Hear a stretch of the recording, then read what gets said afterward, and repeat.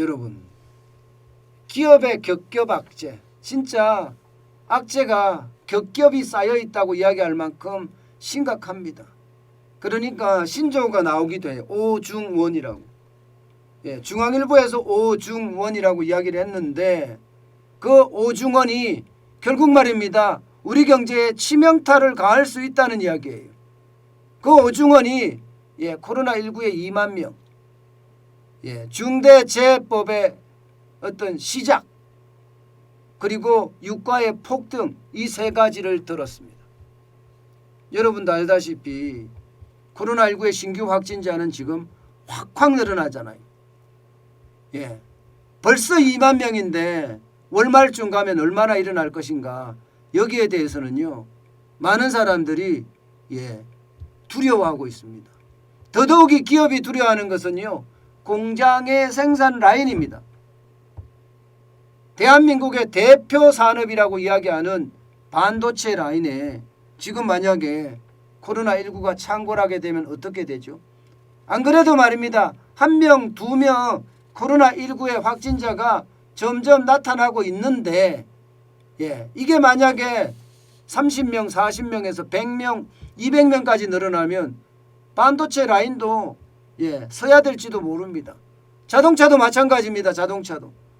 자동차도 현대자동차 같은 경우는요, 외부인의 출입 제한을 엄청나게 이야기해 주고요. 임직원 간의 층간 이동도 지금 자제하고 있다고 이야기하지만 이거 쉽지 않다고 봅니다. 어디 그뿐입니까? 조선소는 어때요? 조선소도 만만치 않습니다. 대우조선 예약만 하더라도 서울과 거제, 옥포 조선소 간에 교차 출장 아예 안 합니다. 그 정도로 오미크론의 어떤 확산세, 코로나19의 증가세, 기업에게는 엄청 충격이 된다는 이야기입니다. 두 번째는 이게 기본적으로는 중대재해기업처벌법이 지금 1월 27일부터 시작이 됐잖아요. 그런데 80시간 만인가요? 80시간 만에 한 곳이 터졌죠. 삼표 산업이 직원들이 3명이 매몰되는 그런 사태가 터졌습니다. 그러다 보니까 기업마다 이 중대재해기업처벌법에 아주 촉각을 곤두세우고 있다, 이렇게 이야기할 수가 있습니다. 삼표 산업만 하더라도 상시근로자가 900명이 넘기 때문에 100% 중대재해법에 대한 적용 대상입니다. 아마 이렇게 되면 기업에 대한 압수수색부터 시작해서 처벌이나 조사가 불가피할 것으로 그렇게 지금 보입니다. 문제는 기업들이 다 마찬가지라는 거예요. 여러분도 알다시피 중대재해법은요, 사망자가 1명 이상 발생을 하거나 질병자나 부상자가 10명 이상 발생한 사고가 되면 중대재해에 해당되고요. 여기에 대해서는 안전보건업무 담당자를 처벌을 하고 기업 사업자에 대한 처벌도 일어나게 됩니다. 물론 고의가 있었을 경우 말입니다.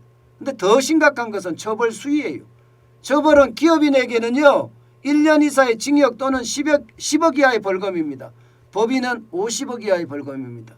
벌금만 와도 60억이에요. 어마어마하죠.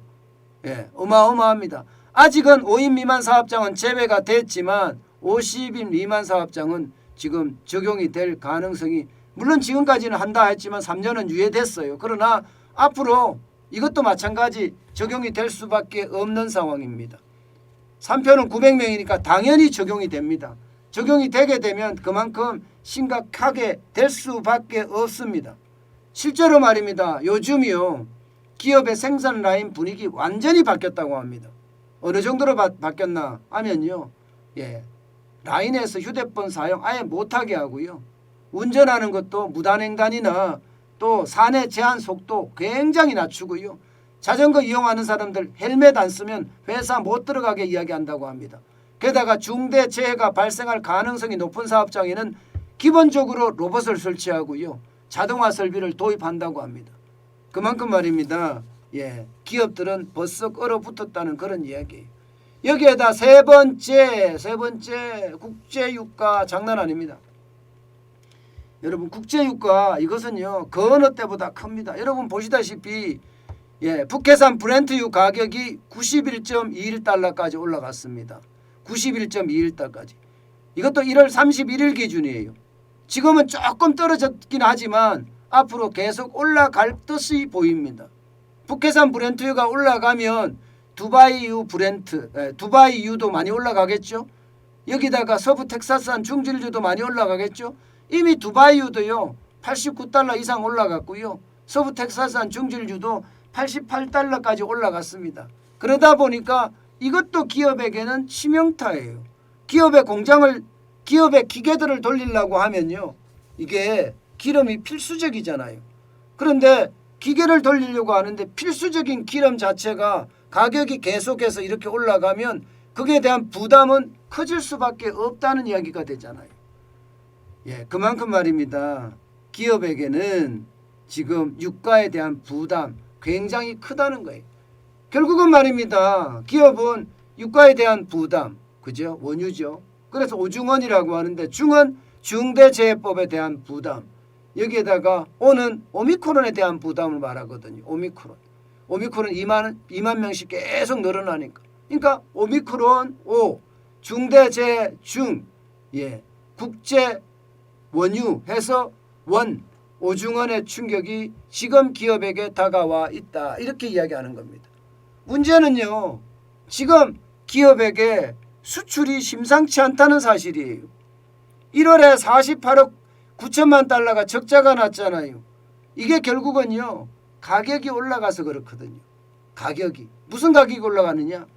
예, 기본적으로는 원유 가격 굉장히 많이 올라갔고요. 원자재 가격 덩달아 올라갔고요. 곡물 가격 다 올라갔습니다. 광물 가격만 하더라도 리튬이나 철광석이나 예, 코발트나 안 올라간 게 없습니다. 예, 적어도 말입니다. 몇십 %는 우습게 다 올라갔으니 과연 기업이 괜찮을 건가. 요즘은요. 기업들까지도 줄줄이 파산하는 것은 아닌가. 이런 위험까지도 지금 감지되고 있습니다. 그만큼 경제에 상황이 좋지 않다는 이야기예요. 기업이 줄줄이 파산한다고 생각을 해보세요. 전무후무한 일이 벌어질 수도 있습니다. 예, 안 그래도 기업의 부채 2222조나 됩니다. 예, 2222조. 예, 나라의 GDP 2020년 기준으로 1933조가 예, 국내 총생산액이거든요. 그런데 그거보다도 월등하게 많습니다. 이렇게 됐을 때 여러분 기업이 얼마나 버텨낼 수 있을까요? 저는 그 충격이 점점 커지면 커지지 줄어들지는 않다고 생각합니다. 그래서 더 큰 문제가 발생될 확률이 높아진다 이렇게 생각을 하는 거죠. 사실 지금 이럴 때는요. 정부가 정책적으로 말입니다. 규제를 협파를 해주고 예, 기업의 늘어난 비용을 줄여줄 수 있는 방법들 많이 강구해야 되거든요. 예를 들어서 법인세를 낮춰준다든가 세제 혜택을 많이 준다든가 R&D 비용을 증가시켜 준다든가 예, 아니면 주 52시간제를 좀 탄력적으로 운영하게 해준다든가 이런 정책들이 뒤따라야 되는데 문재인 정부는 아예 예, 귀도 막고 눈도 닫고 있습니다. 나라 경제가 어떻게 되든 기업이 죽든 살든 별로 신경을 안 쓴다. 저는 그런 생각이 들 정도로 문재인 정부의 무관심, 예, 여기에 무관심에다가 무지원이 결국 기업들을 줄줄이 망하게 하는 것 아닌가. 저는 그런 생각을 지금 지울 수가 없습니다. 참 안타까운 현실이 예, 지금 회색 코뿔소가 돼서 현실화되는 것 아닌가. 저는 그렇게 생각을 합니다.